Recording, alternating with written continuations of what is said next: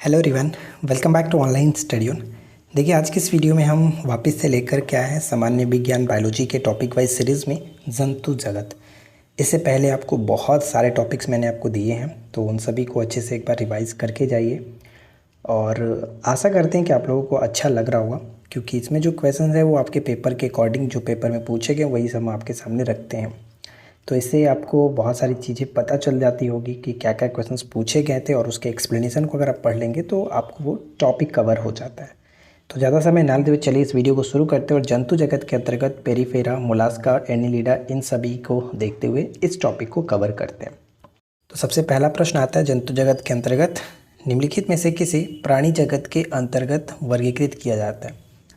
तो प्राणी जगत के अंतर्गत जो होता है वो मेटाजोआ यहाँ पे हो जाएगा। ऑप्शन हम बी को टिक करेंगे, मेटाजोआ। यहाँ पे पढ़ेंगे कैरोलस लिनियस थे, इन्होंने प्राणी जगत, प्राणी जातियों यानी जीवों एवं वनस्पतियों के नामकरण हेतु एक द्विनाम पद्धति का विकास किया था, जिस कारण कैरोलस लिनियस को आधुनिक वर्गीकरण का पिता कहा जाता है। प्राणी जगत को दो उप जंतु जगत में विभाजित किया जाता है, प्रोटिस्टा जगत और मेटाजोआ। ठीक है, प्रोटिस्टा एक होता है और एक होता है मेटाजोआ। प्रोटिस्टा जगत के अंतर्गत सुकेंद्रीय एक कोशिकीय जीव आते हैं, जबकि मेटाजोआ जगत के अंतर्गत समस्त बहुकोशिकीय जीव आते हैं। तो मेटाजोआ आपको समझ में आ गया। और प्रोटिस्टा क्या होता है?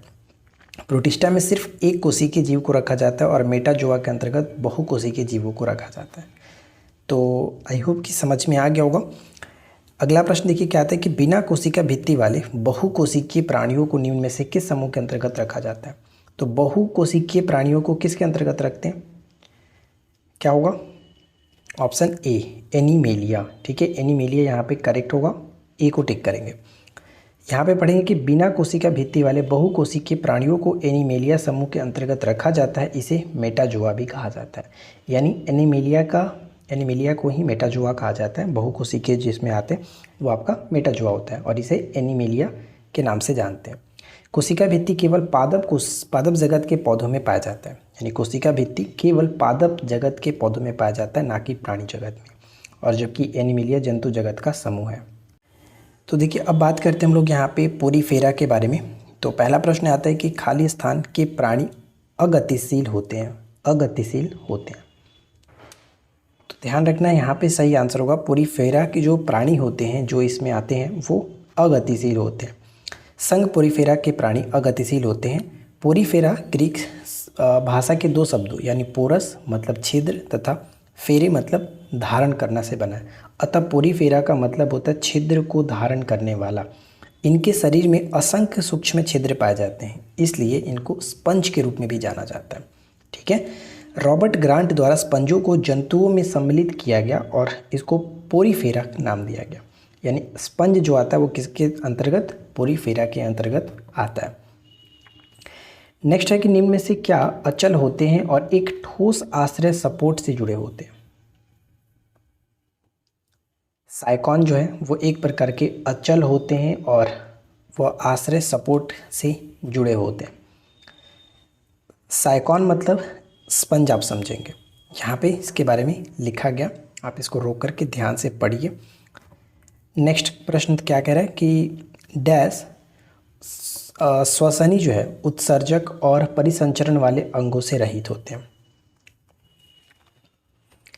जो स्पंज होता है, स्पंज वो श्वसनी, उत्सर्जक और परिसंचरण वाले अंगों से रहित होते हैं। Option A. जीव विज्ञान में स्पंज क्या है? तो जीव विज्ञान में एक स्पंज जो है वो क्या है? एक जीवाश्म होता है, एक जीवाश्म। नेक्स्ट प्रश्न आता है कि निम्नलिखित में से कौन सा शरीर यानी किसका शरीर जो है कोशिकाओं की दो परतों से बना होता है। तो निम्नलिखित में से किसका शरीर कोशिकाओं के दो परतों से बना होता है? वो है आपका हाइड्रा। ऑप्शन डी हो जाएगा, हाइड्रा। नेक्स्ट कह रहा है कि निम्न में से कौन सा जीव पुनर्जनन और मुकुलन द्वारा प्रजनन करता है। और ये मोस्ट इंपॉर्टेंट है, ये आपका बिहार एसआई में भी एक बार क्वेश्चन आया हुआ था, तो इसे भी याद रखिएगा, बिहार एसआई में भी आया था। मुकुलन द्वारा प्रजनन करता है, तो राइट आंसर हो जाएगा हाइड्रा। ठीक है, हाइड्रा मुकुलन के द्वारा भी प्रजनन करता है। इसके बारे में आप यहाँ पे अच्छे से पढ़ पाएंगे। नेक्स्ट कह रहा है कि निम्न में से कौन मुकुलन द्वारा प्रजनन करता है। तो वापस से क्वेश्चन वही है कि मुकुलन द्वारा प्रजनन करता कौन है? तो हाइड्रा करता है। अब देखिए अगला जो प्रश्न कह रहा है कि खाली स्तन का शरीर कोशिका की दो परतों से बना होता है, और हमने ऊपर में देखा था कि हाइड्रा जो है वो उनका शरीर दो परतों में बना होता है, कोशिका के दो परतों में बना होता है। और हाइड्रा किसके अंतर्गत आता है, तो सिलिटेट्रा के अंतर्गत आता है। तो हम यहाँ पे कह सकते हैं सिलिटेट्रा जो देखने को मिल रहा है यहाँ पे, इनका शरीर कोशिकाओं के दो परतों से बना होता है, जिसकी बाहरी परत यानी बाह्य जो स्तर है वो इक्कोडर्मिस से बनता है, दूसरा जो अंतः स्तर इंडोडर्मिस, एक्टोडर्म और इंडोडर्म होती है। दोनों के बीच एक अकोशिकीय पदार्थ मध्य सेल्स होती है, और सिलिटेट्रा एक बहुकोशिकीय जंतु होते हैं। उदाहरण में हाइड्रा देखने को मिल रहा है। हाइड्रा, स्टारफिश, प्लेनेरिया निम्न में से किस प्रक्रिया द्वारा उत्पन्न होते हैं, तो ये मुकुलन के द्वारा उत्पन्न होते हैं। तो हम लोगों ने देखा था, यानी पुनर्जन्म यहाँ पे कह सकते हैं कि निम्न में से किस प्रक्रिया द्वारा उत्पन्न होते हैं, तो पुनर्जन्म यहाँ पे हम कह सकते हैं पुनर्जन्म, और इसके बारे में आप यहाँ पे आराम से पढ़ सकते हैं। नेक्स्ट पॉइंट आता है कि निम्नलिखित जानवरों में से कौन सा ट्रिप्लोब्लास्टिक नहीं है, ट्रिप्लोब्लास्टिक नहीं है। तो जेलीफिश जो है वो ट्रिप्लोब्लास्टिक नहीं है, एक को टिक कर सकते हैं।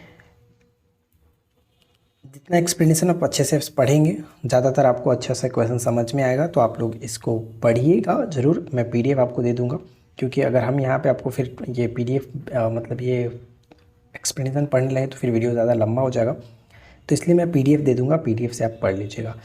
निम्नलिखित में से कौन सा जानवर मुकुलन द्वारा पुनर्स्थापित करता है और पुनर्जनन कार्यान्वित कर सकता है, तो ये जो बात चल रही है वो हाइड्रा के बारे में चल रहा है, यानी जो मुकुलन के द्वारा हाइड्रा जो प्रजनन करते हैं। यहाँ पे बी बिल्कुल सही आंसर बन जाता है। वापिस से देखिए क्वेश्चन वही है, घुमा करके पूछ लिया गया कि खाली स्थान में मुकुलन द्वारा प्रजनन हो सकता है। नेक्स्ट प्रश्न ये कह रहा है कि कलिका द्वारा विकसित नया जीव कौन सा है, कलिका द्वारा विकसित नया जीव कौन सा है। तो कलिका क्या होता है आप ऊपर में पढ़ेंगे तो ये समझ में आएगा। कलिका द्वारा विकसित नया जीव कौन सा होता है, तो हाइड्रा यहाँ पे हो जाएगा। ठीक है, हाइड्रा कलिका द्वारा, देखिए जिसे कलिका कहते हैं यहाँ पे हम इसके बारे में पढ़ेंगे कि मुकुलन हाइड्रा में अलैंगिक जनन का एक प्रकार है। अनुकूल परिस्थितियों में हाइड्रा में मुकुलन विधि द्वारा जनन होता है। हाइड्रा में कलिकाएं प्रायः शरीर के जठर भाग या फिर वृंट के मिलने के स्थान पर बनती है। सर्वप्रथम खाद्य संचय करके इस स्थान की गैस्ट्रोडर्मिस कोशिकाएं फूल जाती है और इसके ऊपर स्थित एक्टोडर्म कोशिकाएं वृद्धि कर एक उभार बना लेती है, जिसे कलिका कहा जाता है, बड कहा जाता है, और जो वृद्धि कर एक नए हाइड्रा को जन्म देती है। ठीक है, इसके बाद देखते हैं कि बडिंग की प्रक्रिया द्वारा प्रजनन के लिए पुनर्जन्म कोशिकाओं का प्रयोग करता है कौन, तो हाइड्रा करता है, डी सही है। नेक्स्ट प्रश्न आता है एनेलिडा से जुड़ा हुआ जो प्रश्न है, जैसे कि खाली स्थान का उपयोग वर्मी कंपोस्टिंग में किया जाता है। वर्मी कंपोस्टिंग में किया जाता है किसका, तो सही हो जाएगा सी, केचुओं का इस्तेमाल करते हैं, और केचुआ जो है वो एनेलिडा संघ के अंतर्गत आता है, इसे याद रखिएगा।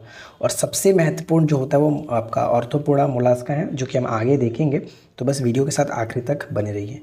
केचुओं का उपयोग वर्मी कंपोस्टिंग में किया जाता है। वर्मी कंपोस्ट पोषण पदार्थों से भरपूर एक उत्तम जैव उर्वरक होता है। यह केचुओं द्वारा वनस्पति एवं भोजन के कचरे आदि को विघटित करके बनाई जाती है।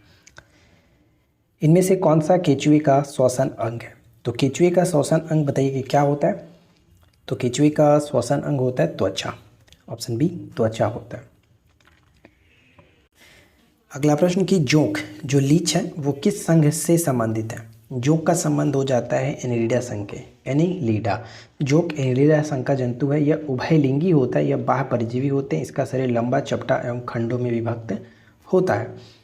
एनेलिडा वर्ग से संबंधित नहीं है, एनेलिडा वर्ग से संबंधित नहीं है। तो केचुए होता है, जोंक होता है, नेरिस होता है, लेकिन एस्केरिस जो होता है ये नहीं होता है, एस्केरिस नहीं होता है। इसके बारे में आप यहाँ पे पढ़ेंगे। नेक्स्ट आता है कि निम्नलिखित जीवों में से कौन सा जीव मुकुलन द्वारा प्रजनन नहीं करता है, तो मुकुलन द्वारा प्रजनन नहीं करता है वो कौन है, तो है एनेलिडा। एनेलिडा मुकुलन के द्वारा प्रजनन नहीं करते, जबकि मूंगा, स्पंज, हाइड्रा ये सब मुकुलन के द्वारा प्रजनन करते हैं। अगला है कि केचुआ निम्न में से कौन से प्राणी संघ से संबंधित है, तो देखिए केचुए जो होते हैं वो अगर हम बात करें तो केचुए एनेलिडा के अंतर्गत आता है, तो सी यहाँ पे टिक कर सकते हैं, सी। अच्छे से मेंशन भी किया गया कि केचुआ एनिलिडा प्राणी संघ से संबंधित है। ऑर्थोपोडा संघ के प्राणी तिलचट्टा, झींगा, मछली, केकड़ा, खटमल, मक्खी, मच्छर आदि ये सब आते हैं। मोलास्का संघ के अंतर्गत घोंगा, सीपी। प्रोटिस्टा संघ में प्राणी जो है प्रोटोजोआ, अमीबा, एंट अमीबा, हिस्टोलिटिका जो है ये सब आते हैं। अब देखिए अलग अलग पेपर में कैसे क्वेश्चंस पूछा गया कि केचुआ इनमें से किस जंतु प्रजाति से संबंधित है। एनिलिडा सही आंसर हो जाएगा। त्वचीय श्वसन कौन करता है, तो त्वचा से श्वसन केचुआ करता है, तो यहाँ पे सी हो जाता है। अब इसके बाद देखते हैं हम लोग ऑर्थोपोडा। तो देखिए ऑर्थोपोडा कीटों में गैस के विनिमय के लिए वायु नलिका का एक जाल होता है, इन्हें क्या कहा जाता है? इन्हें किस नाम से जानते हैं? तो इन्हें श्वास प्रणाल कहा जाता है। श्वास प्रणाल ऑप्शन बी हो जाएगा। ठीक है, ट्रैकिया कहा जाता है इंग्लिश में। एक्चुअली हमेशा ये इंग्लिश वर्ड में ही देता है, लेकिन हिंदी यहाँ पे लिखा गया था श्वास प्रणाल, तो ट्रैक्रिया कहा जाता है। ठीक है, तितली के जीवन चक्र की तीसरी अवस्था लार्वा के बाद की क्या कहते हैं? तितली की जो जीवन चक्र में तीसरी अवस्था होती है लार्वा के बाद, क्या कहलाता है?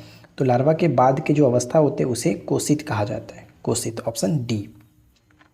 देखिए यहाँ पे तितली की जो अवस्थाएं वो दिखाई गई हैं। तितली के जीवन चक्र के बारे में सबसे पहले अंडा होता है, फिर लार्वा बनता है, फिर प्यूपा बनता है और उसके बाद वयस्क अवस्था हो जाता है। तो प्यूपा को ही यहाँ पे कोसित कहा गया। नेक्स्ट बढ़ते हैं। कीट किसके द्वारा श्वसन करते हैं? कीट जो होते हैं वो किसके द्वारा श्वसन करते हैं? कीटों का श्वसन होता है श्वास छिद्र। ठीक है, श्वास छिद्र के द्वारा कीट श्वसन करते हैं। पादपों को समूहों में विभाजित किया जाता है, निम्न विकल्पों में से कौन उनमें से नहीं है? पादपों को समूहों में विभाजित किया जाता है, तो बताइए कि इनमें से कौन नहीं है? तो यहाँ पे ऑर्थोपोडा पादपों के समूह के अंतर्गत नहीं आता। ऑर्थोपोडा जो है वो आपका जंतु विज्ञान के अंतर्गत आता है, जंतु जगत के अंतर्गत आता है, ना कि पादप के अंतर्गत। तो ए यहाँ पे सही आंसर बन जाता है। नेक्स्ट है कि पशुओं के इनमें से किस फाइला में उनके पैर जुड़े होते हैं? तो पैर ऑर्थोपोडा, ऑर्थो मतलब क्या होता है? जोड़। तो यहाँ पे ऑर्थोपोडा हम कहते हैं, जैसे कि आप देखेंगे इसके अंतर्गत जितनी भी चीज़ें आती हैं, जैसे मकड़ी हो गया, केकड़ा हो जाता है, तितली होते हैं, मछली होते हैं, इसमें क्या होता है कि ऑर्थोपोडा के अंतर्गत आते हैं। तो यहाँ पे हमारा जो हो जाएगा सही आंसर डी हो जाता है। ठीक है, चलिए आगे बढ़ते हैं। यहाँ पे पढ़ेंगे तो समझेंगे कि ऑर्थोपोडा इन जंतुओं का शरीर खंड युक्त अथवा टांगे जोड़दार होती हैं, इसलिए इस समुदाय का नाम ऑर्थोपोडा पड़ा। इनके शरीर प्रायः 3 भागों सिर, धड़ और उदर में विभक्त होता है। घरेलू मक्खी का जो जीव है इसका वैज्ञानिक नाम क्या होता है? घरेलू मक्खी का वैज्ञानिक नाम होता है, ऑप्शन ए बनेगा, मुज्का डोमेस्टिका, ऑप्शन ए। तिलचट्टे में श्वसन जो होता है वो किसके माध्यम से होता है? तिलचट्टे में कॉकरोच जो होते हैं इनमें श्वसन किसके माध्यम से होता है? तो ऑप्शन डी होगा, श्वास रंध्रों के द्वारा, श्वास रंध्रों के द्वारा होता है। अगला है कि खाली स्थान समूह से संबंधित पशुओं में जुड़े हुए पैर होते हैं।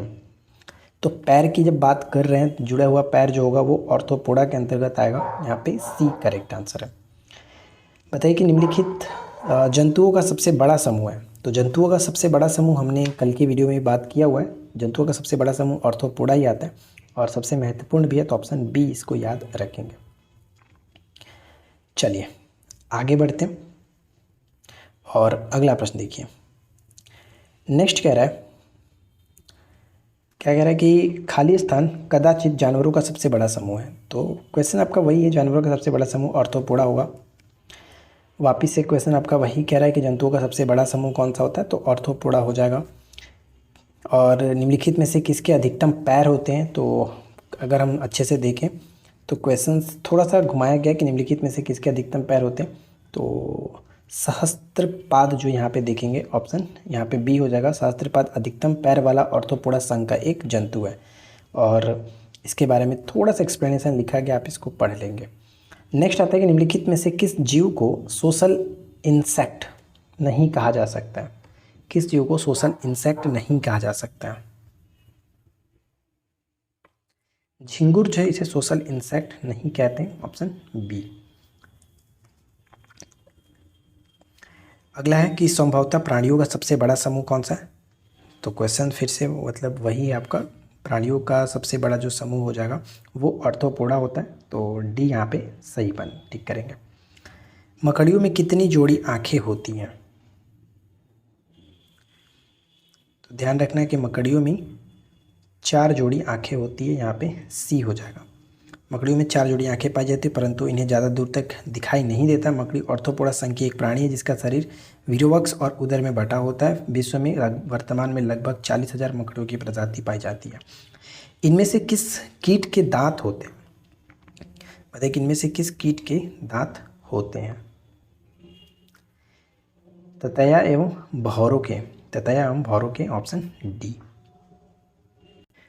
इसके बाद अगला प्रश्न आता है कि मोलास्का कुछ जंतुओं जैसे घोंघे एवं जंतु अपना लिंग बदल सकते हैं, यह क्या व्यक्त करता है?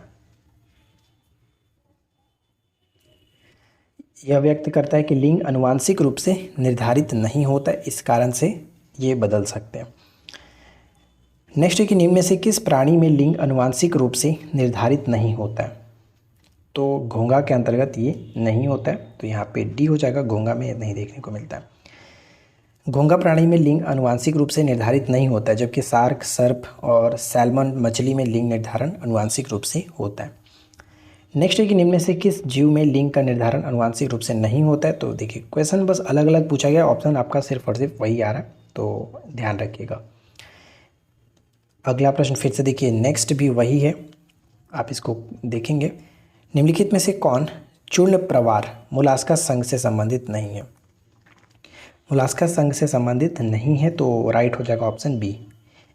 एंटीडोन जो है वो इसके अंतर्गत नहीं आता है। मोलास्का संघ के जीवों का शरीर कोमल होने के कारण इन्हें मोलास्का कहा जाता है। मोलास्का की मुख्य विशेषता यह है कि कई कार्यों के लिए इनमें एक ही अंग का इस्तेमाल होता है। घोंघा, ऑक्टोपस, कैटन इनके उदाहरण है, जबकि एंटीडोन जो है ये एक इकाइनको डर्मेटा संघ का प्राणी होता है, और ये हमारे लिए उतना इम्पोर्टेंट नहीं होता है, इससे प्रश्न नहीं बनते। जो भी बनते हैं आर्थ्रोपोडा, एनलिडा, मोलास्का, इन सभी से क्वेश्चंस पूछे जाते हैं।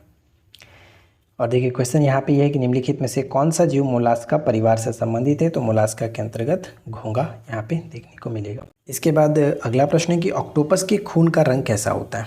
देखिए ये क्वेश्चन आपका पूछा गया एनटीपीसी एग्जाम्स में। तो ऑक्टोपस के खून का रंग नीला होता है, नीला, ऑप्शन बी, ठीक है। और इनमें नीला होने का कारण क्या होता है कि हीमोसाइनिन में कॉपर धातु होता है, कॉपर धातु के कारण यहाँ। इसके बाद अगला प्रश्न ये कह रहा है कि एक कर्णसीपी क्या होता है? एक कर्णसीपी क्या होता है? तो कर्णसीपी जो है वो है एक भक्षणीय समुद्री घोंघा होता है। एक कर्णसीपी एक भक्षणीय समुद्री घोंघा होता है। घोंघा, सीपी, डोरिस, ऑक्टोपस, कुंडलिनी इत्यादि मोलास्का संघ के प्राणी होते हैं। मोलास्का सदैव कवच में सुरक्षित रहता है, तो ये भी एक देखिए आपको हिंट मिल जाएगा कि मोलास्का सदैव कवच में जो कि सुरक्षित रहता है। मोलास्का का वैज्ञानिक नाम होता है माइक्रोलॉजी कहा जाता है, मतलब मोलास्का के वैज्ञानिक अध्ययन को माइक्रोलॉजी कहा जाता है, ठीक है। तो आज के इस वीडियो में इतना ही फ्रेंड्स, इसके बाद हम बाकी के टॉपिक्स को देखेंगे। आई होप कि ये छोटा सा वीडियो आपको अच्छा लगा होगा। इसमें जो भी क्वेश्चन दिए गए थे आप उनको एक बार पढ़ लीजिएगा, और एमसीक्यू जितने भी दिए गए उनको अच्छे से याद रखें। मिलते हैं नेक्स्ट वीडियो में नए टॉपिक के साथ। Thanks for watching, keep learning, have a good day.